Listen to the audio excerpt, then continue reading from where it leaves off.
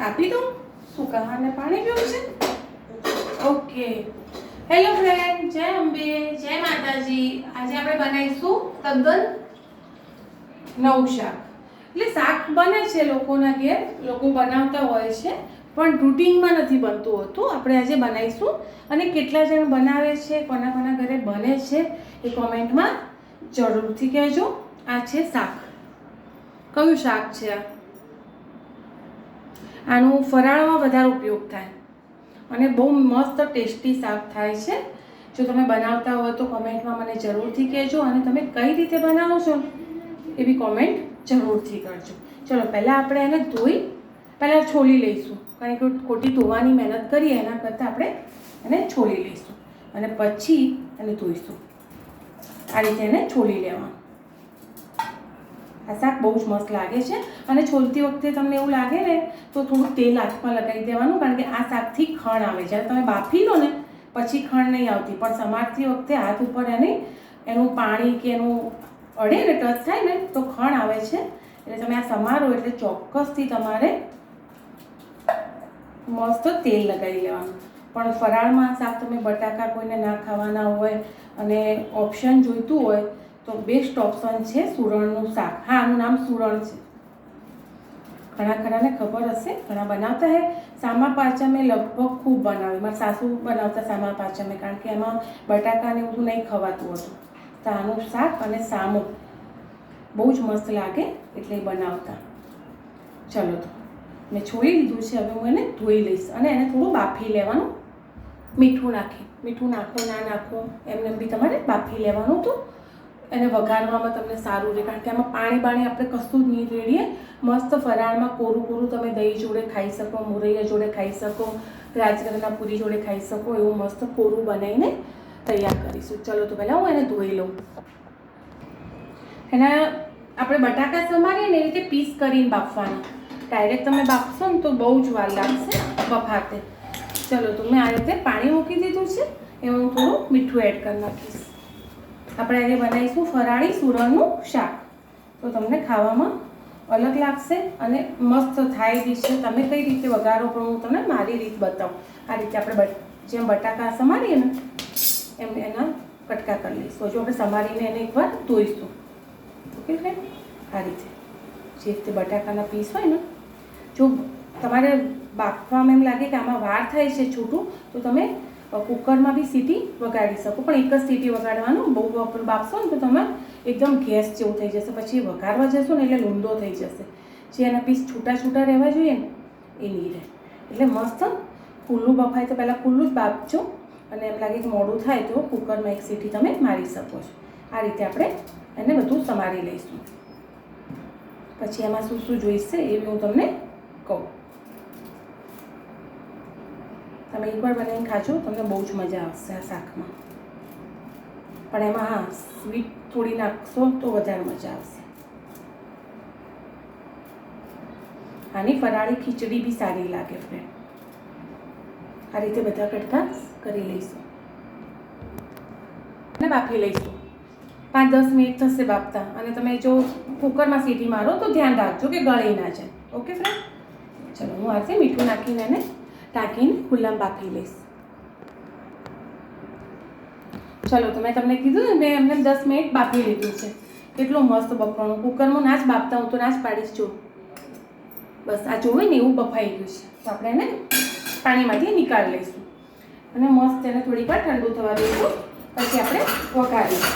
તો તમને બતાવી દઉં.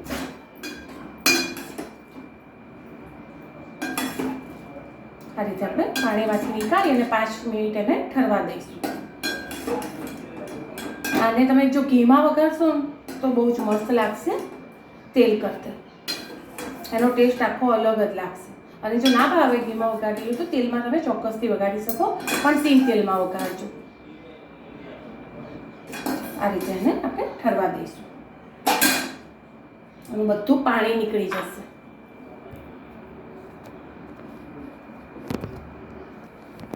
ચલો તો શાક આપણે ઠંડુ થઈ ગયું છે, તો એને વઘારવા માટે સિંગદાણા થોડા પીસી લઈશું. અધકચરા મિક્સરમાં કરી લેવાનું. ટેસ્ટ બહુ જ મસ્ત લાગે. બસ આ રીતે ચાલુ બંધ ચકેડી કરો કે તરત જ એકદમ ભૂકો નહીં કરી નાખવાનું, થોડા અધકચરા હોય એવા કરી દેવા.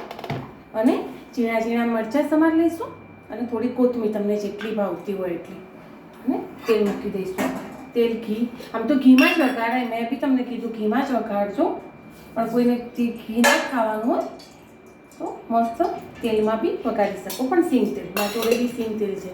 પણ શું પહેલાં ગયડિયા લોકો હતા ને એટલે અમને એમ કે સારી વસ્તુ ખાવાની હેલ્ધી રહેવા માટે તો એ લોકો ઘીમાં વઘારતા.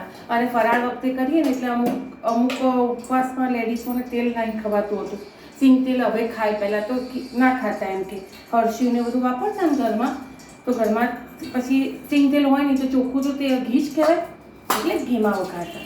હવે એમાં જશે જીરાનો વઘાર, તો મસ્ત એમાં જીરું નાખી દઈશું અને મરચાં નાખી દઈશું. મરચાં મસ્ત એમાં સસરાઈ જાય એટલા તેલમાં થોડી છે કોથમીર આલુ લખી નાખવાની. મસ્ત સુગંધ આવવા લાગે તમને જીરાની ને મરચાંની. એના પછી જ આપણે એમાં સુરણ નાખીશું. અને આપણે એના ભાગનું મીઠું નાખીશું, મરચાંના ભાગનું, સારું લાગે. અંદર મરચાંમાં ભળી જાય ને, ફીકા ના લાગે મરચાં. અને આપણે સસરાઈ લઈશું. એમ લાગે કે હવે મરચાં ચડવાની થોડી સ્મેલ આવી જાય, એના પછી આપણે શીંગાનો ભૂકો એડ કરીશું. તમને જેટલો ભાવે છે એ રીતે.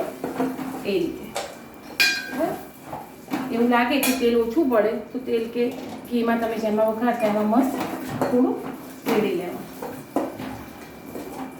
મસ્ત હવે એની સ્મેલ આવવા લાગી છે એટલે આપણે લાલ મરચું થોડુંક જ, તમને આ લીલા મરચાં સારા એવા નાખ્યા છે, પણ થોડું એમાં અડધર નહીં જાય. ઉપવાસમાં જે અડધર ખાતા હોય લેવાની, હું નહીં ખાતી એટલે નહીં નાખી. હવે આ એક સ્ટેજે આપણે શીંગદાણાની તમને સ્મેલ આવવા લાગે ત્યારે તમારે મસ્ત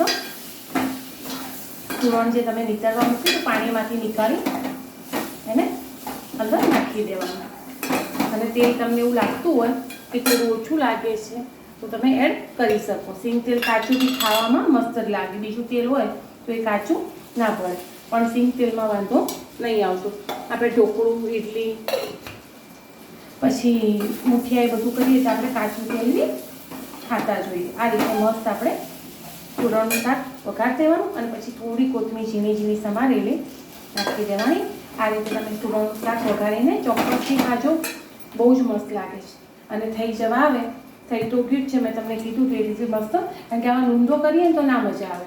તો હું તમને બતાવું એવી રીતે મસાલીસ તો ભાગી જશે. આવું કરવાનું, પણ એના ખુલ્લું બાફવાનું. એટલે જો તમે આ જ વસ્તુ તમે કુકરમાં બાફી હોત ને તો લૂંદો થઈ જાય. હાલ મારે એક એક પીસ છૂટા છે. હવે આપણે ખાંડ નાખીશું થોડી.